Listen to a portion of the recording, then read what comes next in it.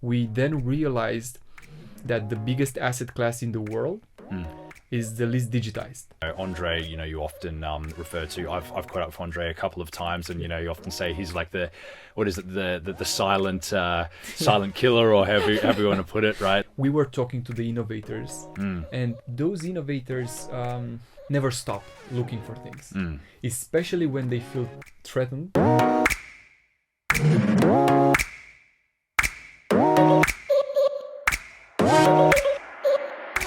Bogdan Nicoara, digital twins in an era before the 2021-22 metaverse hype. Tell me, how was it that Bright Spaces came to be, and how did you end up in the magnificent world of real estate digital twins? Yeah.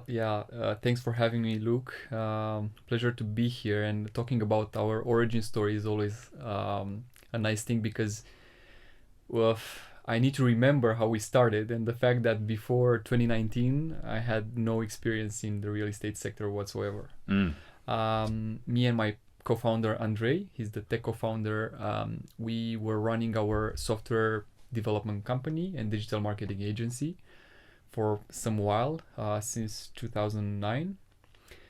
We got invited to a PropTech hackathon. Actually, it was the first Eastern European PropTech hackathon. Right. And it was organized in Bucharest, in Romania. We got invited because the organizers knew we were working with some 3D technology for our clients. And it was very easy for us to think about, how to better showcase and present and lease commercial spaces with the help of digital twins. Why it was easy for us? Because we, working with so many clients in the digital marketing agency, we needed to understand very fast the needs and how we could improve the processes, because our projects were, let's say, time constrained. So we needed to create something that will be used for some months. So everything needed to be very, very focused and to bring ROI fast. So we thought about, let's do the same for real estate. Let's create something that will help them in their marketing and leasing process. We did that. We won the hackathon. We had no idea that will happen, but it was a very important milestone. We then realized that the biggest asset class in the world is the least digitized.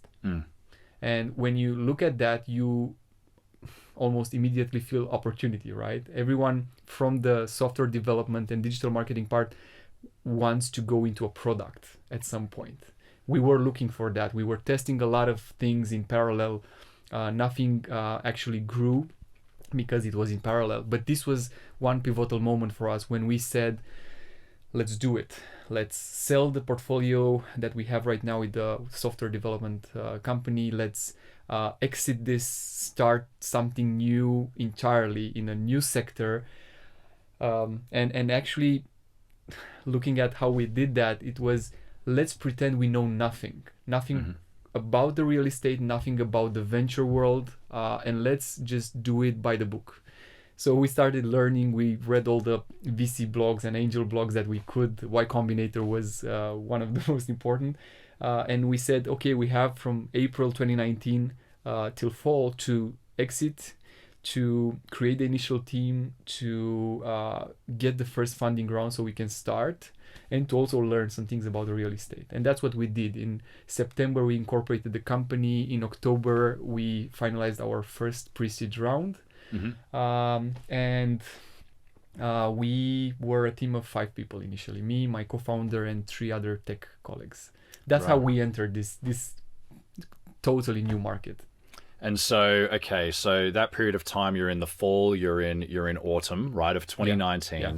And I believe perhaps around about that time you started having conversations. Obviously, you'd had this experience with the hackathon, and that gave you your very first kind of bone to chew on, you might say, with Skanska. Is that right? Yes.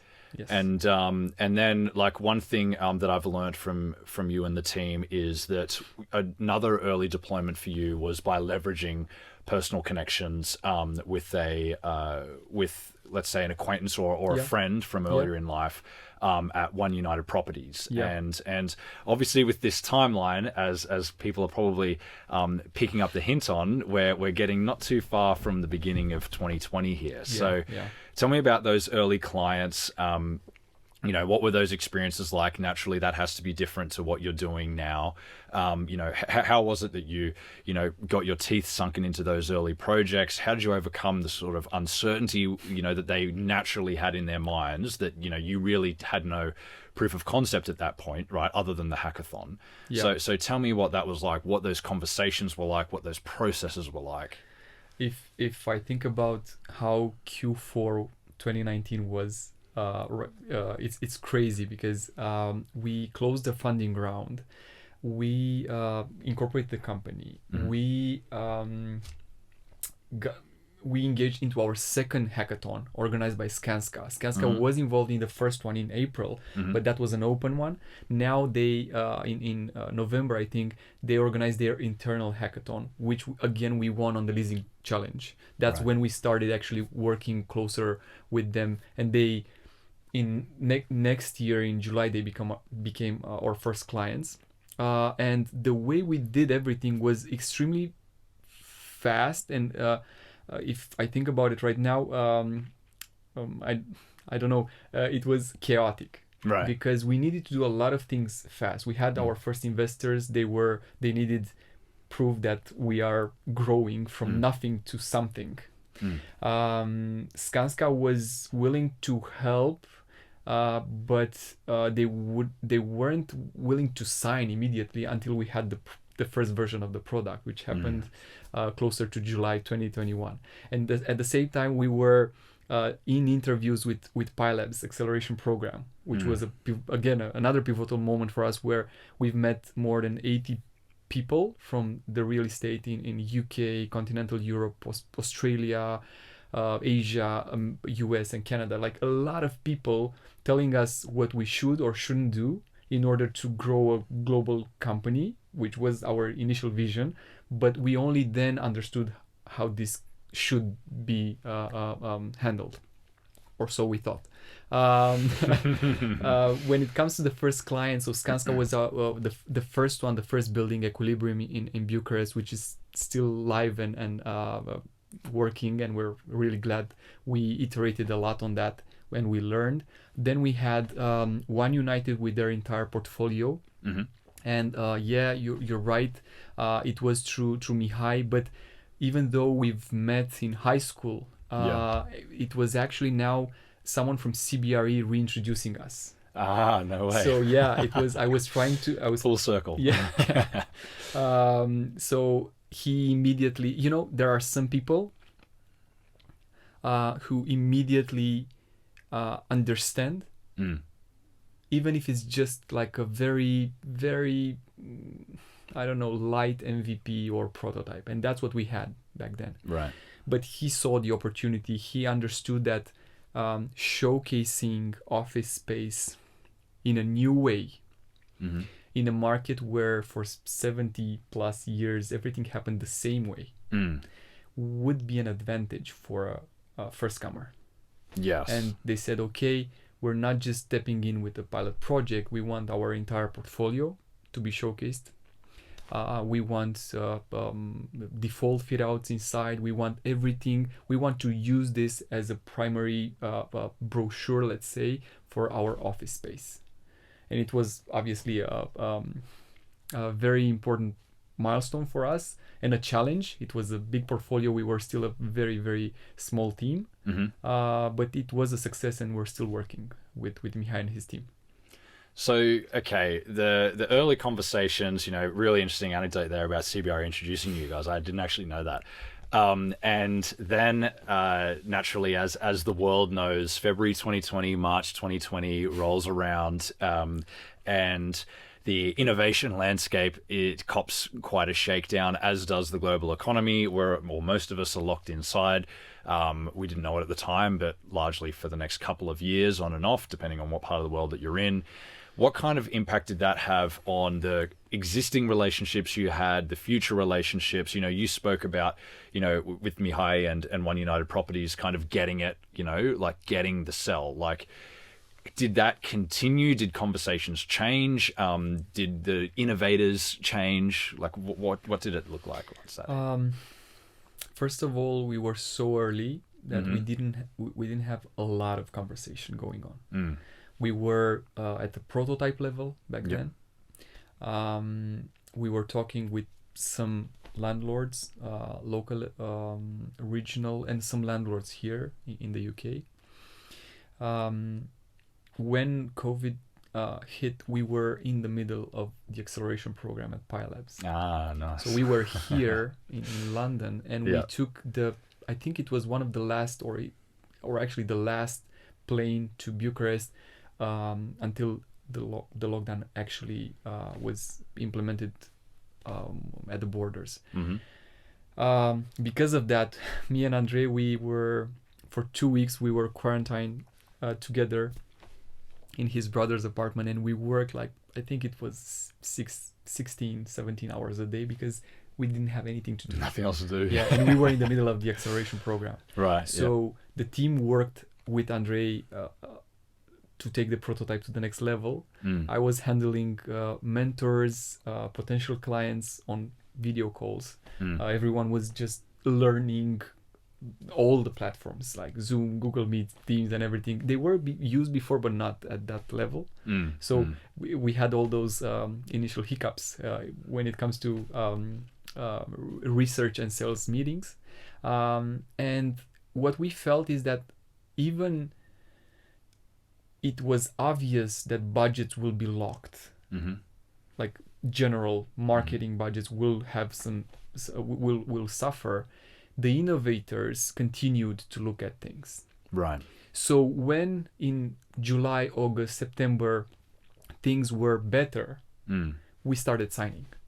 Right. So it was something that we continued to do to show progress. And at that time, progress on product was really fast. Like we were showing some new things every week because it was at just the beginning of it.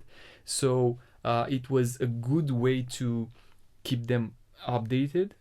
And when the right time came, we actually signed.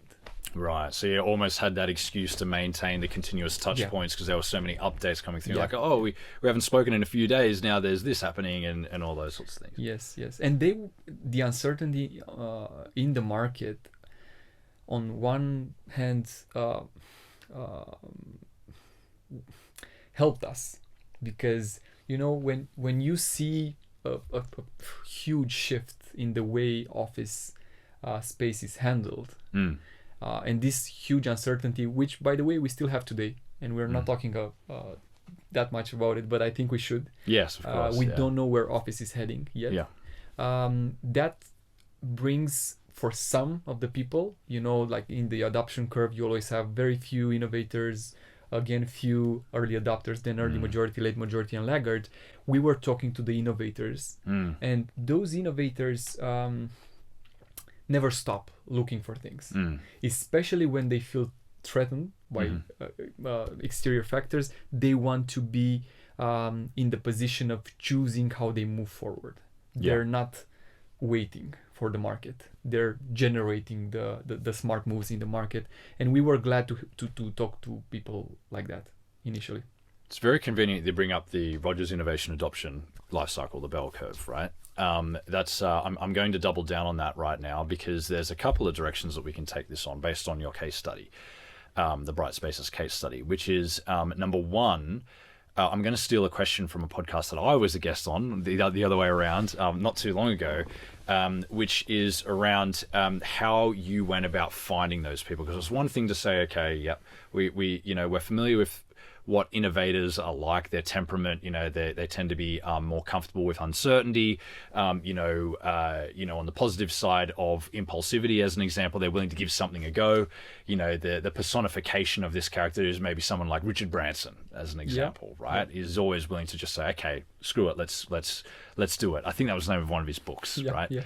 And then on the other side, you've got laggards. And one thing that our research has reinforced from that curve is that in the real estate sector, you could almost frame laggards as, okay, well, there's a reason to be a laggard. That's what other people might phrase as being prudent, right? Yeah. And very much with real estate being perceived oftentimes as a wealth preserving asset, prudence it can be seen as a good thing. So it's interesting to see all of them, but it's a really good point you make then about, okay, identifying those innovators, the early adopters, and naturally they're going to be very different to your later stage clients. So the question then is, how did you go about finding those innovators and early adopters? How are you able to look for those types of people? Because in some cases in the sector, it can be a little bit like maybe finding a needle in a haystack. That must be a lot of, if you're just going out there and just randomly trying to find them, that's a lot of phone calls. Was there any sort of approach that you developed over time? How did you communicate with them? I think it's very different how we did it back then than how we do it right now. Right. Right now we have a sales team. Things are much more procedural than before. We actually scan a lot of what happens on LinkedIn, events, who is very visible when adopting technology, then who is not just visible but actually shows adoption, because it can be different. Yes. You can see a lot of people being visible at a lot of events, but then it doesn't really happen. Back then it was the hackathons, and I keep saying this, it wasn't something that we did. It was just the fact that some events were happening for the first time, and I think organically they gathered the people and the companies that were more prone to adopting technology and to be interested in the new stuff. Then it was a lot of networking around and finding out, like every time we've met with someone in the real estate, and we needed to do that obviously to extend our network, we were asking this question actively, like, do you know who would be interested in having a conversation with us on 3D? We didn't even call them digital twins back then, we didn't know, but like, and immediately people started, I think you should meet that person or that person. That's how I re-engaged with Mihai. Right. So I was pitching to CBRE. CBRE had its own tool, so they couldn't step into a more in-depth conversation with us. But the innovation manager back then said, okay, but you should definitely meet Mihai. So it was always like connecting the dots. Yeah. And when you are early stage and you need to prove very fast, because each funding round, at least in our case, but this tends to be the norm, comes with some responsibilities for the founders. You need to prove some things. You need to get to the KPIs in order to get the next round. And when you're so fast paced, you need to leverage whatever you have at that moment. So what's free and accessible for anyone is to start talking about what they're doing and start meeting new people and understanding who would be easier to convince to test. Because that was what we were doing back then, convincing people that they should test our solution. And I guess that's an interesting, like if we're then to look at this founding team of Bright Spaces, right? The two of you, yourself and Andre. That is, something that I think, the team at Pi Labs would give you guys a lot of credit for, that you do have those complementary styles, right? Andre, you often refer to, I've caught up with Andre a couple of times, and, you often say he's like the silent killer, or however you want to put it, right? Like he's he's the guy that's like getting that work done and all those sorts of things. And you've been a big part of bringing the Bright Spaces name out there. You've done a lot of thought leadership around that. It's always, I know from my side of the business, really easy to work with you. You're always willing to go out there and make sure that you're leading that conversation and those sorts of things. So no doubt that's had a big part on it. It'd be hard to forget the Bogdan Nicoara name if you're thinking about 3D spaces and digital twins and those sorts of things, right? So like I hope we change that to bright spaces more than. Yes, right. Yes, good point. Good point. Yes, good point. But okay, so if we talk about, like, you know, you're saying just a moment ago now, you know, talking about like the speed of things changing and you know the conversations and all those sorts of things, you know, the scrappy nature of the early days. If you were to sort of sit back and ponder, you know, right now, not meaning to put you too much on the spot, the Bogdan of today and the team of Bright Spaces today, right? If you were to go back to 2019 or even early 2020, and you reflect on some of the natural mistakes that you make, the entrepreneurial mistakes you make, or the things you didn't expect, you know, some of your big surprises, all those sorts of things, what is like one or two key pieces of advice that you'd go back and say, you know, Bogdan, Bright Spaces team, you know, X or Y? What would they be? Yeah, I always think about this, and I know that whatever I feel today is based also on the knowledge that I've managed to get during these years. There are some things that I would probably change, but I think the mindset would probably be the same. I don't know, but I can tell you what I'm thinking about. First of all, focus. So faster understanding of the ROI that you can bring, right, and focus on that, which means automatically learning how to say no to a lot of things. We see a lot of startups going wide and then narrowing it down to what's really important, or what brings the most ROI, because you have limited resources. However, if I remember how it was back then, when you really needed to show traction and MRR, it was probably something that needed to be done. Right. But right now, as we look at the way our products lineup has been created, we are seeing that the most simple products tend to get the biggest traction in the end. But in order to get to simple, probably you need to first get to complex. So it's focus and getting to the fit, actually, which is we're talking about product market fit all the time, but that's not that easy, because it's product market fit on different stages. First of all, it can be the initial stage of product market fit up until everybody knows your product and asks for it. But then it can be different in different markets. Right. So it can be fit into a market, and then it can be way off what the other market needs. And one thing that we did from the beginning with Bright Spaces was to go beyond our initial market. Yeah. So that's very important for us, at least, that we managed to get international clients fast. And the other thing so it's focus and getting to the understanding the ROI.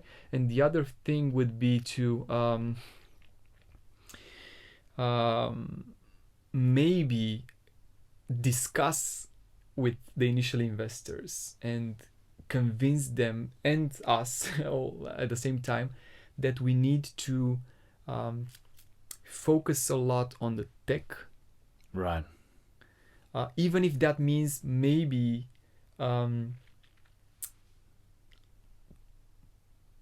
putting some pressure on the traction. Okay. Can you elaborate on that? I feel that the way early stage venture investment is handled in many cases in Europe, way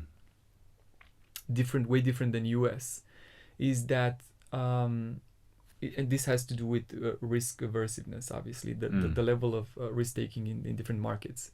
The way venture was structured initially when it came from Silicon Valley, right? The first people made money and then started reinvesting in new ideas and new companies.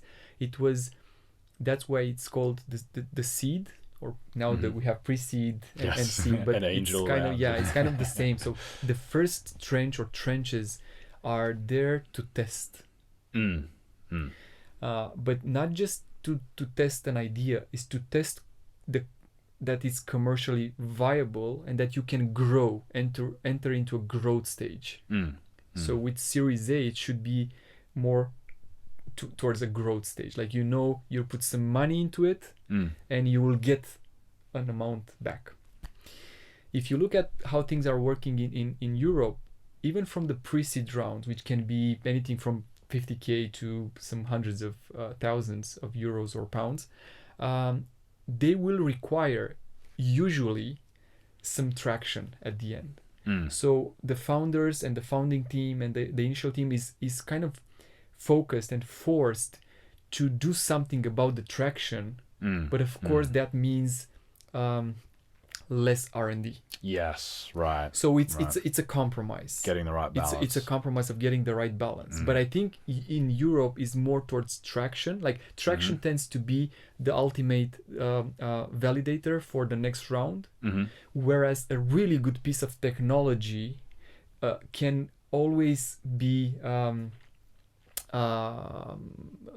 implemented in certain ways that can drive financial results. And I know the theory that a really good product with a bad marketing and sales will lose in front of a bad product with a good marketing and sales. However, this is very simplistic. The truth is, you do need a good product to show long-term commitments. Right. That's the thing. So you could... Retention. Yeah. And the problem with early stage startups is that you show a lot of piloting, but also a lot of churn and cancel. Yes. Yeah. So how do you tackle that if you don't have a good enough product? And you're always on the run on getting new clients instead of maybe focusing on getting the right clients for a longer term. And that can only happen if you think about real estate. If you think about the size of the clients there, if you think about the fact they never worked with any startup before, only big companies like Microsoft, like Oracle, like Salesforce, and now you're coming with a team of 5 to 20 people, and you're trying to convince them to give you a 3-year contract for some money. I think money is not important at this stage, but they won't give it to you just because they say, you're probably not going to be there in 3 years.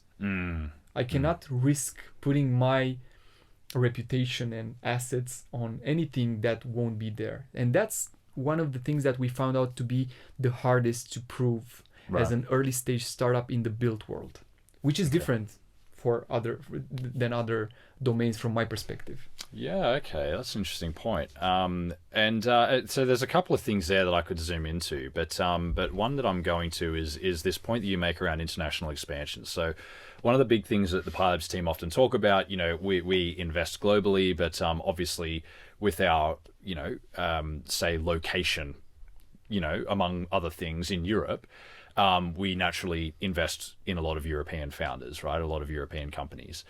And one point that we've really identified and kind of doubled down on is this inclination that European entrepreneurs, because of this fragmented nature of Europe, lots of companies combined into a relatively smaller space, that from day one you're often having to think internationally, right? So I believe even within the first 12 months of operation of Bright Spaces, you were working with a client in the UK as an example, and I think at the moment you have, is it 5 countries that you're spread across, with another 8 in the pipeline across 2 different continents, right? And again, we're talking about a 2019 founding date here, so it's not like this is a 20-year-old company or anything like that. So tell me then, speaking to real estate operators, right, who are going to be listening to this, real estate professionals, your type of target customer, what has been some of the benefits of you having to do that? What are some of the important lessons that you then had to learn, that you may not have learned if you just stayed in the Romania market, as an example, just in the Bucharest market, however you would want to frame, your own specific little sub-market? What are some of the sort of muscles that were developed, say, in a short amount of time in the early days of Bright Spaces for you? What was very important from the beginning was the idea that we want to work internationally, hopefully globally, we knew that because reading everything about venture, we understood VCs will not back us if we just want to stay local or regional. So with that mindset, we soon understood that our product and products need to be modular. So it needs to be, the company needs to be multi-product, multi-feature with let's say a mix and match approach, because markets are different, but you cannot afford customizing too much for each market with limited resources or even creating new products. So we needed to go to the product architecture part and understand how can we make the product more modular.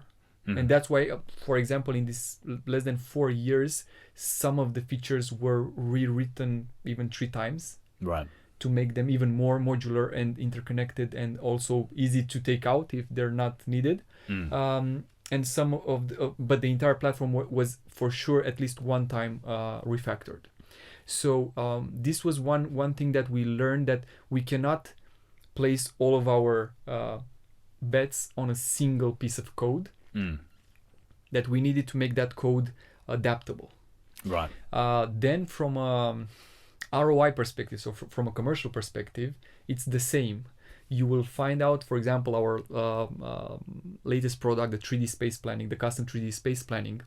Initially, we just saw that product as a tool for landlords and for brokers to showcase test fits for potential tenants in a specific stage of the process. So when a tenant it gets to a short list of spaces, like 3 spaces, maybe 5, out of 20 initial, they want to see how their team will fit.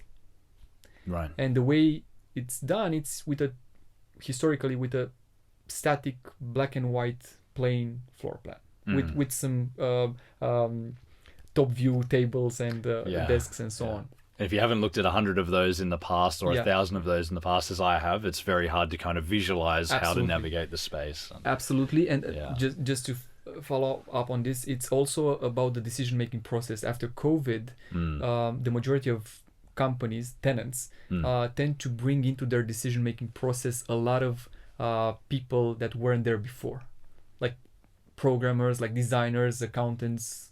Everyone wants to understand how the office will look like and how they will use the office before the office is actually leased, because otherwise, if you don't ask them, they might not come. They now have the option not to come to the office, which wasn't there before. And coming back to this, we imagined that this product will be used only this way. And then we launched it, and because it was such a simple product to understand, it requires like 30 seconds to a minute to explain and to show, unlike the other products that we have that sometimes need 20 minutes of demo and explaining on how the ROI gets there. We soon found out that it can be used in different ways. So we're now having architects, fit-out companies, tenants using it, even in the workplace strategy teams working with this from the broker side. So it's really interesting how we saw this evolving without us thinking about it. Right. It was almost like, you'd unleashed this technology and you had certain ideas about how it would work, and then the market kind of came back to you on, well, actually we are using it in these sorts of ways. And and the feedback was great. I mean, this is we feel lucky today because it's very rare that you see the same product without any customization being used by so many types of personas in the market in different ways, but the same product, the same feature, which is really the holy grail, I would say, to scale. But even this coming back to the modularity, even this simple product in our let's say back office, it's still modular. We're ready to create different versions of it for different target markets if needed, or different personas if needed. Yes. Okay. So in other words, then, if I'm to paraphrase that, in my understanding of what you've said, it's that, you having this international sort of mindset and having to then make this adaptable or modular in the way that you've put it, has now meant that even just as the bare bones of Bright Spaces as an organization makes it more adaptable and modular, as far as dealing with different consumers, even in the one market. Yeah, right? yeah. It came down to a mindset. Yeah. Everyone in the company knows that we need to be adaptable all the time. Yeah. Because we cannot afford not being relevant in a new market or with a new type of customer. So tell me then, right, because one thing we touched on towards the beginning of this conversation was around, we spoke about, the 2020, 2021 sort of situation and how that influenced, Bright Spaces and, in the early stages. It feels like we only just came out of that, and then this big economic shakedown happened. Obviously, as a continuing effect, the world had this massive global experiment on, who can work remotely and who needs to be, in the office at what times. Massive debates around, who is most appropriate to be in the office and who cannot be, and all those sorts of things. But at the end of the day, in almost every market that I can think of, with a notable number of exceptions, say particularly in the Middle East and the like, there is a existential crisis going on for the office market, for the commercial real estate market. We've heard things like bifurcation on the point of quality, which I think is quite interesting, or something that Bright Spaces is able to showcase as an example. How does this kind of current climate, what is that like in the context of Bright Spaces? Do you see that as an opportunity? How do you kind of frame that? For us, it's kind of the same with COVID. Yeah. So it's an opportunity and a threat. Right. The opportunity is obvious. When there's uncertainty, there's the need for change. So technology, we all know, brings a lot of opportunities to the table for our clients. So we are there to support them with the tech part for different parts of their processes. The threat comes from the fact that if office becomes such a distressed sector, they might not have the money. So even if they want it, they cannot afford the new technologies to help them, which I hope we don't get to that point, but we need to consider everything. So one way we did that was we continued to focus on how we can bring value to the sector. That meant new features, improved features, getting feedback, measuring ROI, even understanding how we could in the future take the pricing to a more friendly scheme if needed. I mean, we're really considering everything for the office sector right now, but then also experimenting with residential, industrial logistics, and retail, which is really hard for an early stage startup, again, with limited resources. But you cannot just wait. Right. But that modularity and adaptability, going back to that, I'm sure that's helping. Yeah. So on that ROI point then, because something the team at Pi Labs loves and our ecosystem loves in the built world is getting those real measures, right? So on the ROI point, how is it that you are able to quantify ROI to your customers? Like when you're making this sale, you've got a few proof points now, a growing number of clients, intercontinentally now. How are you then having those conversations around this is how you can tangibly benefit from using Bright Spaces? Well, in general, I would say that the general benefits that you can bring to a client in general are more money, less costs, or vanity, reputation. Right. So I think it's always a mix between these three types, and you need to understand how you can tap into the need of the client. But in our case, just to give some examples, if we're thinking about the office end-to-end marketing and leasing solution, so showcasing a building with all the amenities, location characteristics, tech specs, everything in a single web page, seeing the availability mapped on that digital twin, then going into the space and seeing some default fit out proposals. than asking for an quote or an offer that goes directly into the CRM. So this end-to-end solution is measured very easily through in two ways. First of all, for smaller spaces that are not usually leased through an intermediary, so very small spaces, it's enough to have 2 deals coming through Bright Spaces a year to pay for more than 2 years.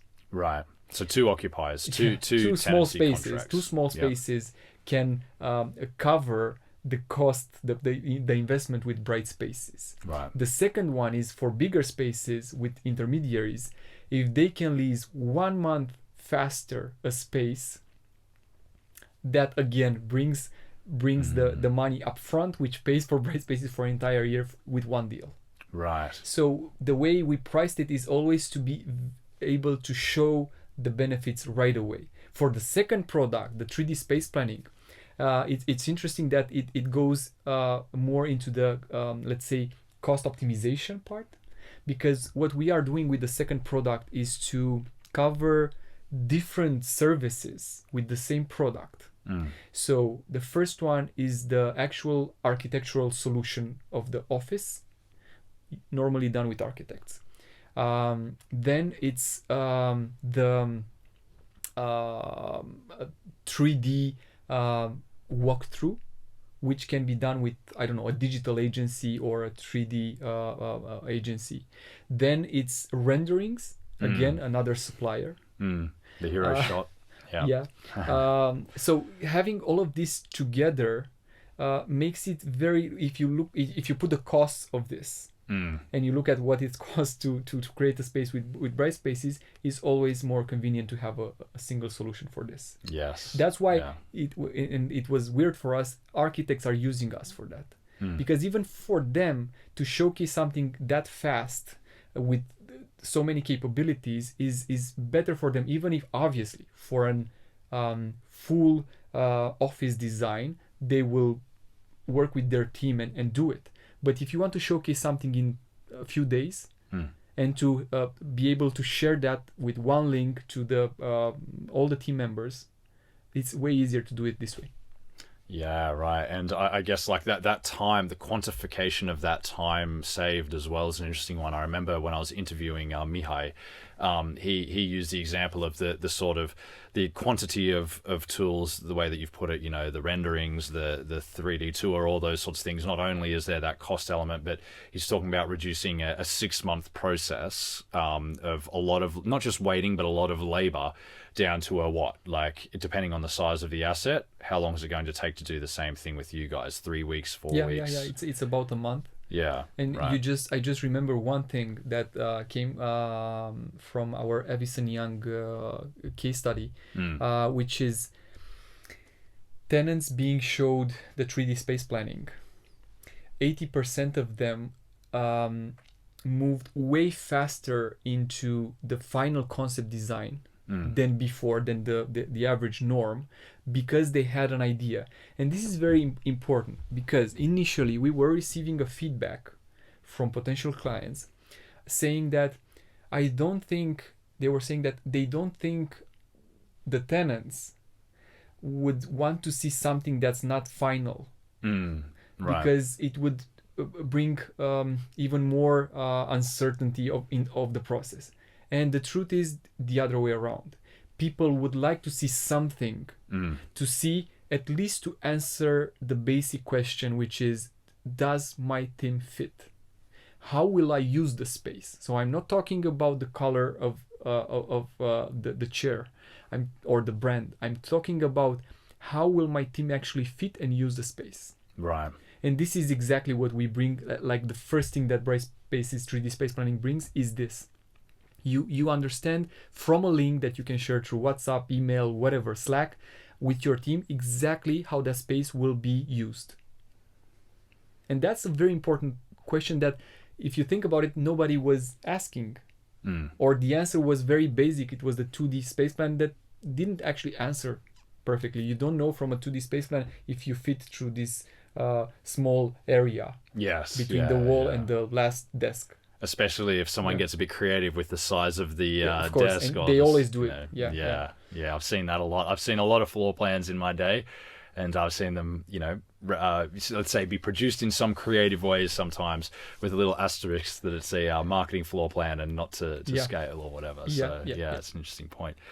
Bogdan, that is all we've got time for. Okay, fantastic conversation. Thank you for joining us. I'm sure everyone will really enjoy the conversation that we've had.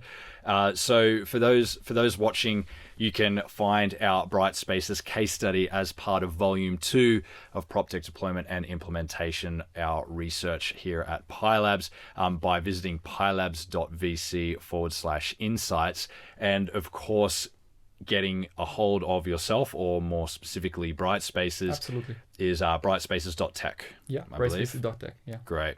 Thanks again, Bogdan. Thanks, Luke. Thanks.